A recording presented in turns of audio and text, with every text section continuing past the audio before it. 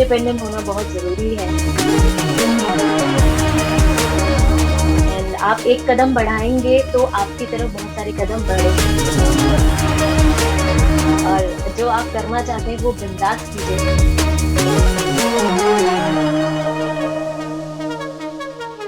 नमस्कार, मैं हूं अनुष्का आप सभी के साथ नव भारत पे फिर से सुपर वुमन कैंपेन के तहत। और आज हमारे साथ जुड़ रही है एक और नई सुपर वुमन जिनका नाम है Anita Bhatt. She is a singer by profession.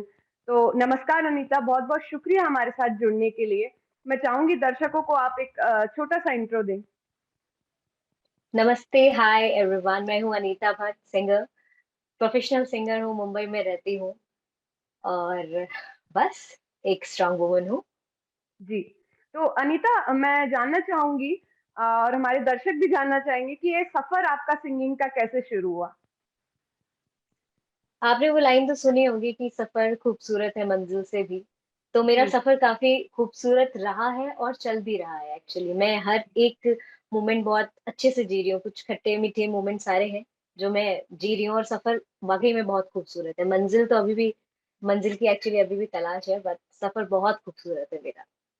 जी। जी। मैं बेसिकली उत्तराखंड से हूँ, मेरे मम्मी पापा वहां से हैं, फिर मैं दिल्ली आई, मैं लखनऊ आई, Lucknow to Mumbai. It's a जी। ब्यूटीफुल जर्नी जो मैं जी जी। रही हूँ। जी। जी। यस। तो अनीता, जब भी हम एक करियर प्लेटफॉर्म पे उतरते हैं या करियर की तरफ बढ़ रहे होते हैं या किसी भी प्रोफेशन की तरफ बढ़ रहे होते हैं, तो एक रोल मॉडल होता है हमारा। आपका क्या रोल मॉडल रहा? मेरे रोल मॉडल मेरे रोल मॉडल मेरे ब्रदर रहे हैं हमेशा से, क्योंकि जी। मैंने 3 साल की उम्र से, आप कह सकते हो, गाना स्टार्ट कर दिया था। तो जो जी। स्टार्टिंग थी मेरी, वो मैं अपने ब्रदर को देख के ही, क्योंकि उन्हें प्राइज मिल रहा था एंड मैं मम्मा की गोद में थी। तो मैंने जी। देखा, मैंने कहा ये मुझे भी चाहिए, ये इनाम मुझे जी। भी चाहिए। लेकिन उसके जी। पीछे की जो मेहनत है, जो मेरे भैया ने की थी, ऑफ कोर्स वो तब उस एज में मुझे नहीं पता थी। तो जी। धीरे धीरे जी। मैंने उस चीज को जाना एंड मैंने मेहनत की अपने स्किल्स पे, and today I am here. जी। So जी। he's my role model. Yeah. जी। तो अनीता जी, जैसे कि आप एक सिंगर हैं, एक सिंगिंग फील्ड में हैं, तो कई ऐसी महिलाएं हैं, आशा भोसले जी है, लता मंगेशकर जी हैं, अभी रिसेंटली उनका देहांत हुआ।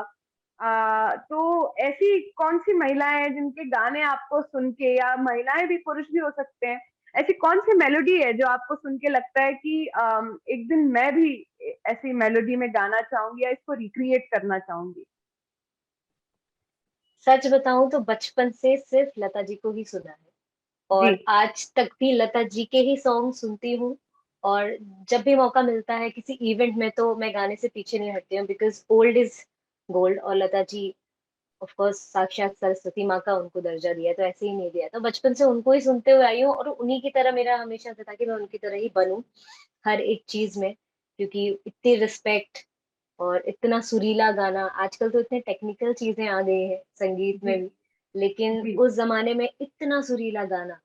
तो वाकई में जी। मैं हमेशा से बचपन से उनको ही सुन के सोचती कि मैं ऐसा ही गाऊंगी। एंड जी। टू बी वेरी ऑनेस्ट, जब मैं अपने शोज में पुराने गाने गाती हूँ तो थोड़ा बहुत कनेक्ट कर पाती हूँ। जी, बिल्कुल, बिल्कुल। तो अनीता जी, क्या होता है कई बार हमारे पीछे एक सपोर्ट सिस्टम भी होता है कि हाँ, जब मैं आगे बढ़ रही हूँ तो मेरे पीछे एक सपोर्ट सिस्टम है। वो सपोर्ट सिस्टम क्या रहा आपके पीछे? मेरे पीछे सपोर्ट सिस्टम है मेरी फैमिली। जी। फैमिली के सपोर्ट के बिना एक्चुअली कोई कुछ नहीं होता। लेकिन आई am so so so glad and very lucky कि मुझे इतनी अच्छी फैमिली मिली है, जो जिन्होंने मेरे को इतना सपोर्ट किया है, जिसकी वजह से मैं मुंबई में यहाँ इतने लंबे समय तक टिक पाई हूँ। मम्मी जी। ऐसी, मतलब उनकी तबीयत भी ठीक नहीं थी, लेकिन फिर भी लखनऊ से मुंबई आ जाना अपने बच्चों के लिए बहुत बड़ी बात होती है, एंड वो आज जी, तक हमारे बिल्कुल। साथ है, सिर्फ हमारे जी। लिए। एंड ब्रदर सिस्टर सब बहुत सपोर्टिव है मेरे घर में, मुझे जी। लेके they are very supportive, so I am so lucky. जी। तो Anita ji, as a woman इस इंडस्ट्री में क्या ओवरव्यू, क्या आपने देखा, क्या उतार-चढ़ाव देखे आपने? क्योंकि हर महिला की अपनी एक कहानी होती है, किसी भी फ़ील्ड में जाने की, वो थोड़ी-सी अलग होती है। तो मैं जानना चाहूँगी कि आपकी क्या कहानी रही? भगवान की कृपा से मुझे इतने ज्यादा उतार चढ़ाव ऐसे नहीं देखने पड़े हैं, क्योंकि मुझे अभी भी लगता है कि अभी मुझे बहुत कुछ करना है। तो मैं लोगों से मिलती हूँ, और आप अगर एज अ फीमेल बोलोगे कि क्या आपने फेस किया है, तो बहुत सारी चीजें होती है जो हर एक फील्ड में लड़कियां फेस करती हैं, कि जी, जरूरी नहीं कि हर जगह आपको अच्छे लोग मिले। और जी, एज अ फीमेल आपकी सिक्योरिटी, आपकी सेफ्टी हर जगह बहुत जरूरी है, चाहे वो ऑफिसेज में हो या हमारी फील्ड में। और एंटरटेनमेंट वाली जो लाइन है उसमें तो कहा ही जाता है कि मतलब it's not safe for ladies, but yes, Mumbai is very safe for ladies. तो मैं बोलूंगी कि यहाँ पे अगर आप बहुत स्ट्रांग हो, आप कॉन्फिडेंट हो और आपकी फैमिली सपोर्ट आपके साथ है, तो फिर जी, आपको डरने की कोई जरूरत नहीं है। आप अपने जी, तरीके से अपना मुकाम बना सकते हो। मैं अपने करियर में बहुत धीरे धीरे चल रही हूँ। मुझे बहुत लंबी छलांग लगाने का शौक नहीं है, मैं बहुत धीरे धीरे चल रही हूँ। और मुझे ऐसा लगता है कि भगवान मेरे साथ है और मैं बहुत अच्छे तरीके से जी रही हूँ। तो I am very strongly saying that कि अगर आप स्ट्रांग हो तो आप ये सब छोटी मोटी कठिनाइयों का सामना कर लेते हो बिंदास, जी, लाइक मी। जी, जी, बिल्कुल, बिल्कुल। अ, हाँ अनीता जी। जी, एक सशक्त महिला की पहचान उसके एजुकेशन से भी होती है, एक प्रॉपर स्किल सेट से भी होती है। आपको क्या लगता है, कहीं कुछ-कुछ जगहों पे जो हमारा देश है, विमेन एजुकेशन के अगर संदर्भ में देखा जाए तो पिछड़ा है कहीं न कहीं। उस पे मैं आपकी राय जानना चाहूँगी। एक्चुअली शिक्षा बहुत इम्पोर्टेंट है, औरतों और आदमी दोनों के लिए। जी, बट हाँ, क्योंकि चीजें बदली है, मैं ये कहूंगी कि पहले से चीजें अभी काफी बदली हुई हैं। आज के जी, समाज में अगर आप देखोगे तो दोनों को इक्वल का दर्जा मिलता है। और ये अच्छा भी लगता है देख के, जितना मैं देख रही हूँ, क्योंकि हमने अपनी मम्मियों को, अपनी पुरानी पीढ़ियों को भी देखा है कि उन लोगों को पढ़ने को मिलता ही नहीं था। तो वो जी, चीजें बिल्कुल। आज बदली हैं और मैं चाहती हूँ कि ये बदलाव, जो ये अच्छा बदलाव है, ये हमेशा रहे औरतों के लिए। और औरतें भी सामने से आगे बढ़े, कि उनको भी पता होना चाहिए कि उनके लिए शिक्षा कितनी जरूरी है। क्योंकि पहले जमाने में क्या होता था, औरतों को लगता था कि उनकी जिंदगी सिर्फ किचन में है और ससुराल जी, में है। बट आजकल ऐसा बिल्कुल नहीं है, क्योंकि आजकल जी, इन लॉज भी ऐसे नहीं मिलते हैं। औरतें भी खुद कमाना जानती हैं, खुद अपने पैरों पे खड़ा होना चाहती हैं। वो चाहती है कि मैं अपने बच्चों को ऐसी अपब्रिंगिंग दूं, मैं भी पढ़ी लिखी हूँ। और एज अ जी, फीमेल मैं खुद सोचती हूँ कि ऐसी फैमिली मुझे तो यहाँ मिली है, और अगर कभी मेरी शादी हो तो मुझे भी ऐसे लोग मिले।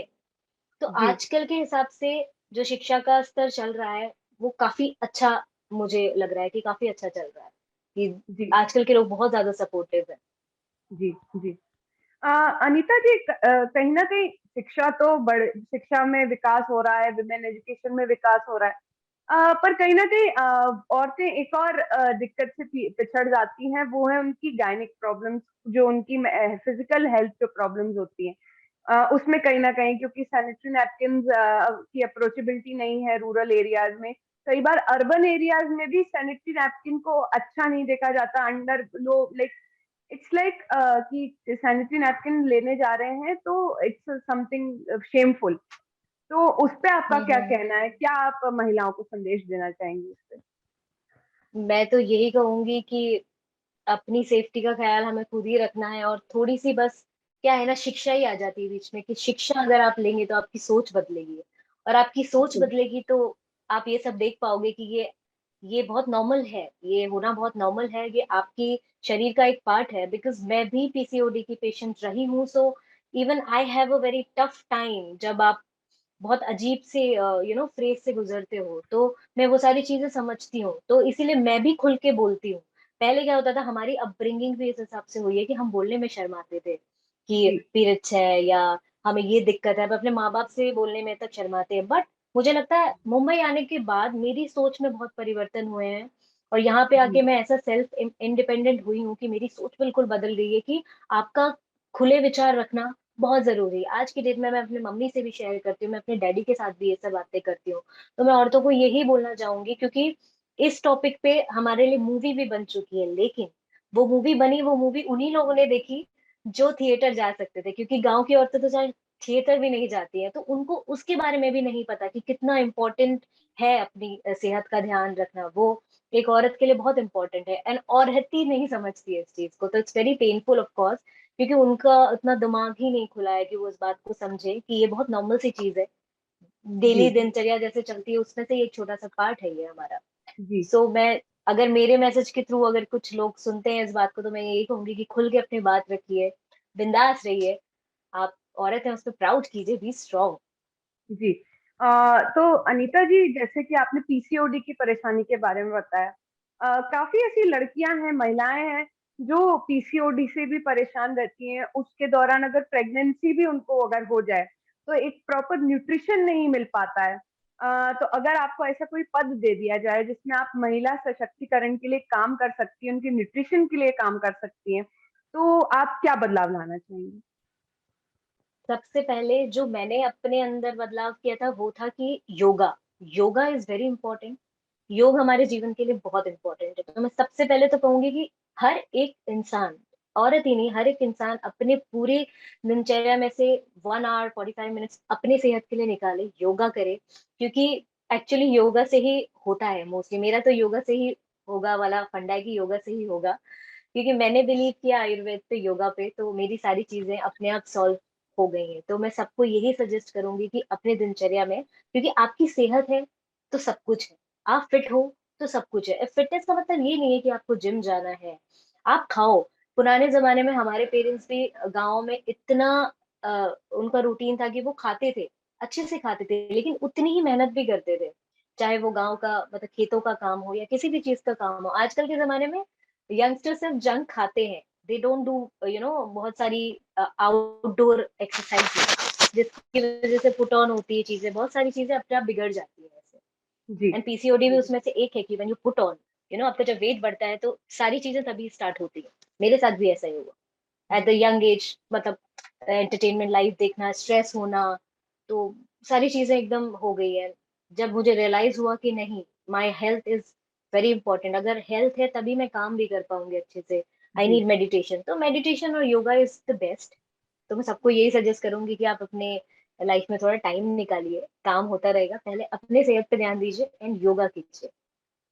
और एक चीज और मैं जी। यहाँ पे कहना चाहूंगी कि हर एक स्कूल्स में मुझे लगता है कि एक सब्जेक्ट होना चाहिए कराटे सिखाने का, सब, ताकि सारी लेडीज सेल्फ डिफेंस भी सीखें। जी। उससे भी बहुत बिल्कुल। बेनिफिट्स होंगे, ताकि आपको ये पता लगे कि आप खुद कितना स्ट्रांग हो, आप खुद की रक्षा खुद कर सकते हो, जी। आपको किसी की जरूरत नहीं है।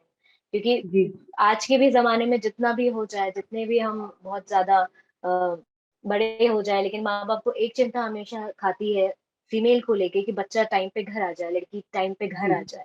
लेकिन अगर आपको पता जी। है कि आपको सेल्फ डिफेंस आता है, तो आप अपना बिंदास आप रह सकते हो। आपका जो टाइमिंग है जॉब का, वो परस्यू कर सकते हो। तो जी। ये एक सब्जेक्ट ऐड होना चाहिए मुझे लगता है हर एक स्कूल जी, बिल्कुल, बिल्कुल, मैं भी इस बात से एग्री करती हूँ अनीता जी आपके। में। अगर देखा जाए कहीं न कहीं फिज़िकल हेल्थ इश्यूज़ तो हैं ही महिलाओं के लिए। कहीं न कहीं मेंटल हेल्थ इश्यूज़ भी आ जाते हैं for main and women both. A, hmm, industry में काफ़ी लोग ऐसे हैं जैसे दीपिका पादुकोण हैं और काफ़ी सिंगर्स भी हैं, एक्टर्स भी हैं। वो लोग भी एक डिप जो है एक्सपीरियंस करते हैं कहीं न कहीं अपने करियर में। और मेंटल हेल्थ इश्यूज को भी फेस करते हैं।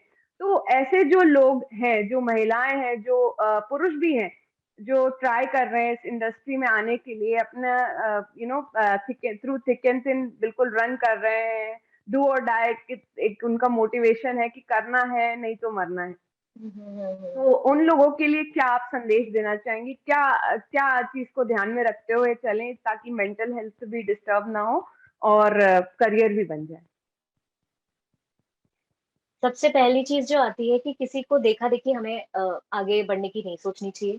आपको जी। अपने स्किल्स पता होने चाहिए कि आपके स्किल्स क्या हैं। आप ये सोचो पहले कि आप एक्चुअली करना क्या चाहते हो, आपको किस करियर को चुन के आपको सुकून मिलता है। मुझे गाने जी। को लेके, मैंने पढ़ाई की लेकिन मेरा पढ़ाई में कभी मन लगा ही नहीं। क्योंकि जी। वो कहते हैं ना, संगीत ने मुझे चुना है, मैंने उसे नहीं चुना, जी। उन्होंने ही मुझे चुना है। तो वो संगीत जी। एकदम ऐसा नहीं है कि मेरे कोई खानदान में कोई गाता है, कोई ऐसा नहीं रहा है, बट वो मेरा म्यूजिक जीन्स में आ गया है, भगवान ने दे दिया है, तो मेरा कहीं जी। मन नहीं लगता। तो सबसे पहले ये समझना जरूरी है कि आप क्या करना चाहते हो। क्योंकि आजकल जी। जो चल रहा है सोशल मीडिया से, आजकल के छोटे छोटे बच्चे भी, उनको भी लगता है कि हम भी बस इंस्टाग्राम से हिट हो जाएंगे, एक रील बनाएंगे वायरल होगा, करते रहते हैं। वो कंसंट्रेशन अपने काम पे कर ही नहीं पाते हैं। दे थिंक कि यार जी। उसका वीडियो हिट हो गया तो मैं भी ऐसा करूंगा, हिट हो जाएगा। It's not like that. मैं अपने हर एक इंटरव्यू में ये मेंशन करती हूँ कि हॉबीज और करियर में फर्क पहचानना बहुत जरूरी है। जी, मेरी बिल्कुल। हॉबीज डांस करना है, बट मैंने उसको करियर नहीं बनाया, बिकॉज मुझे पता है कि I am better in singing. वो जी। संगीत एक साधना है, और किसी भी क्षेत्र में आप काम करते हो तो उसको आप ये सोचो कि उसको आपको पहले आपको कला को टाइम देना पड़ेगा, तब कला आपको टाइम देगी। अगर मैं जी, संगीत में रियाज़ ही नहीं करूँगी तो फिर मुझे नहीं लगता कि संगीत मेरे पे मेहरबान भी होगा। इट्स जी, ब्लेसिंग। और संगीत तो जी, ख़ैर साधना ही है। इसलिए जी, पहले समझ लीजिए कि आपको क्या करना है, तभी इस क्षेत्र में उतरिए, क्योंकि सिंगिंग और ये जो एंटरटेनमेंट फ़ील्ड है, ये भी मुझे पता है ये सबसे ज़्यादा खतरनाक है फॉर मेंटल हेल्थ, अगर आप देखें जो चल रहा है बॉलीवुड में। लेकिन जी, ऐसे माहौल में भी अपने को सेफ रखना, ये मुझे जी, पता है, क्योंकि जी, हमारे भी करियर ऐसे डगमगाते रहते हैं। इट्स नॉट कि हम बहुत बहुत ज़्यादा हमें हमेशा फेम, नेम, शोज़ हैं, रिकॉर्डिंग्स, ऐसा नहीं होता है। लेकिन उस टाइम पे आपको क्या करना है, आपके खाली समय में आपको अपने पे ध्यान देना है। जी, मेडिटेशन कीजिए, योगा कीजिए, खुद को जानिए जी, कि आप में जी, क्या स्किल्स हैं, मैं और क्या इम्प्रूव कर सकती हूँ, व्हिच आई डू। तो आई जी, प्रेफर कि ये जानिए और तभी फिर किसी क्षेत्र में उतरिए कि आपको और कोई बातें अफेक्ट नहीं करेंगी फिर। जी। अ, अनीता जी, कोई आखिरी संदेश हमारी नव भारत की महिलाओं के लिए? महिलाओं के लिए यही संदेश है कि मैं आप लोगों को एक्चुअली संदेश देने के लिए बहुत छोटी हूँ, मुझे इतना ज़्यादा बोलना वैसे नहीं आता है, but still I will say कि मैंने अपनी जर्नी में जितना कुछ देखा है, जितना कुछ सीखा है, कि सेल्फ डिपेंडेंट होना बहुत ज़रूरी है। एंड आप एक कदम बढ़ाएँगे तो आपकी तरफ बहुत सारे कदम बढ़ेंगे। तो आप एक कदम बढ़ाइए शिक्षा की ओर, और आप सोचिए कि ये मत सोचिए कि आपकी ज़िंदगी सिर्फ़ किचन में और घर पे ही है, सिर्फ़ बच्चों को सँभालने में है, ऑफ़ कोर्स। बच्चे होने के बाद भी कितनी लेडीज़ हैं जो आजकल काम कर रही हैं, तो I feel so proud, so proud. मैं मुंबई में भी देखती हूँ, लोग लेडीज़ बच्चे को पीठ में लगा के ट्रेन से ट्रैवल करते हैं, कभी कहीं ट्रैवल कर रहे हैं। They enjoy there life also, and वो अपना करियर भी सँभालते हैं। सो ऑल द लेडीज़ जो मुझे सुन रही हैं, अपने अंदर के कीड़े को जगाइए और जो आप करना चाहते हैं वो बिंदास कीजिए और अच्छे से अपनी ज़िंदगी जिए। जी, तो ये थी अनीता जी हमारे साथ। अनीता जी, बहुत-बहुत शुक्रिया हमारे साथ जुड़ने के लिए। आपको हैप्पी वुमेन्स डे मेरी तरफ से। और थैंक यू सो मच। ऐसे ही हम रोज़ एक नई सुपर वुमन से मुलाकात करते रहेंगे। देखते रहिए नव भारत। नमस्कार।